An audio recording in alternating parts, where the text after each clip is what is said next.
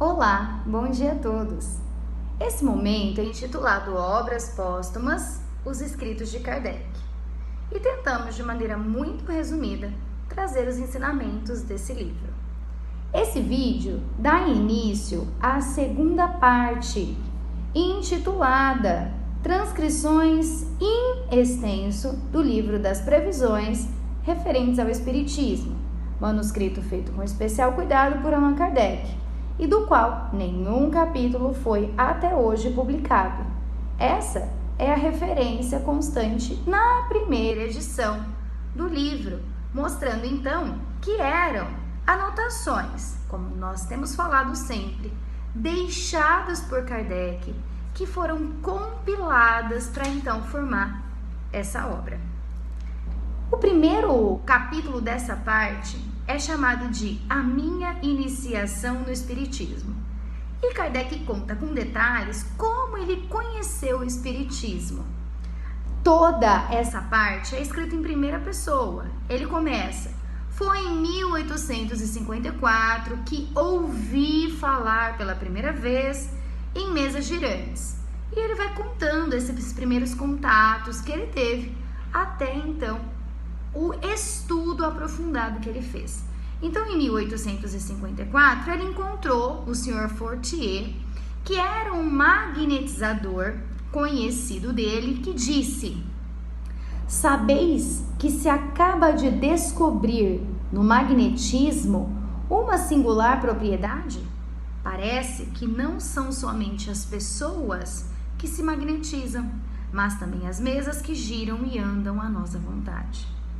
E ele respondeu então ao Sr. Fortier: mas isso não me parece rigorosamente impossível. O fluido magnético, espécie de eletricidade, pode muito bem atuar sobre os corpos inertes e fazê-los mover. Então, ele ficou muito curioso acerca dessas mesas girantes. E o tempo passou, ele encontrou novamente o Sr. Fortier e disse então o Sr. Fortier para ele que, mais do que girar, as mesas estavam respondendo perguntas. E aí ele respondeu para o Sr. Fortier que então isso era outra questão e só acreditaria se visse. Por quê? Para ele, parecia lógico que uma mesa podia ser magnetizada e andar de um lado para o outro. Mas não parecia lógico, ao contrário, parecia absurdo que uma mesa pudesse ter inteligência e responder a perguntas. Aí ele continua ainda dizendo que se fosse há 50 anos e alguém tivesse dito que era impossível a transmissão de um despacho a 500 léguas e a resposta dentro de 1 hora, ele também não acreditaria. E se a gente for trazer para os dias de hoje, é como se há 50 anos atrás alguém tivesse dito: olha, daqui a 50 anos a gente vai poder se comunicar usando o celular. Ninguém acreditaria, bem porque celular ainda não existia. E aí então Kardec diz, que continua o seu relato dizendo que no ano seguinte, no início de 1855, ele encontrou um outro amigo, o Sr. Carlotti. E esse falou desses fenômenos de mesas girantes que respondiam a perguntas e de cestas que escreviam mensagens. E aí, o senhor, então, Carlotti, pela primeira vez, menciona que isso seriam comunicações de espíritos e contou para ele coisas surpreendentes. Depois, em maio de 1855, ele foi, com aquele primeiro do nosso relato, o Sr. Fortier, à casa da senhora Roger, uma sonâmbula.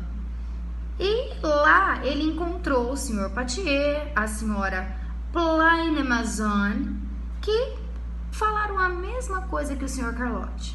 Havia espíritos que se comunicavam. Convidaram então para que ele assistisse a uma das experiências que aconteciam na casa da senhora Plainemazon. E ele, pela primeira vez, foi testemunha do fenômeno das mesas que giram, saltam e correm. E aí então ele não podia mais ter dúvidas. E também das cestas que psicografavam. Ele então, começou a ir a essa casa e começou a levar perguntas. E aí ele conhece mais uma pessoa, o Sr. Boldin. O Sr. Boldin convidou para ir à casa dele também. E na casa do Sr. Boldin, as suas filhas escreviam numa pedra com auxílio da cesta. Bom, e aí os assuntos eram triviais, coisas do dia a dia, e ele decidiu que ele começaria a fazer um estudo sério sobre o espiritismo. Ele começou a levar para essas reuniões perguntas previamente formuladas, às quais os espíritos passaram a responder. E ele conta que nas sessões da casa da senhora Boldin, que nunca tinham tido um propósito, agora tinham o propósito de responder as perguntas que ele levava. E, mais importante do que isso, foi aí que ele começou a compilar as respostas que depois foram publicadas em O Livro dos Espíritos. Ele conta ainda que no ano de 1856 foi a outras reuniões espíritas e ele começou a fazer as mesmas perguntas que ele já tinha feito na casa das Boldin para conferir as respostas. E aí ele termina dizendo que, tendo se relacionado com outros médiuns, sempre que havia uma ocasião, aproveitava para propor perguntas que pareciam para ele as mais espinhosas ou as mais difíceis de serem respondidas. E foi assim que mais de 10 médiuns prestaram a sua assistência ao trabalho.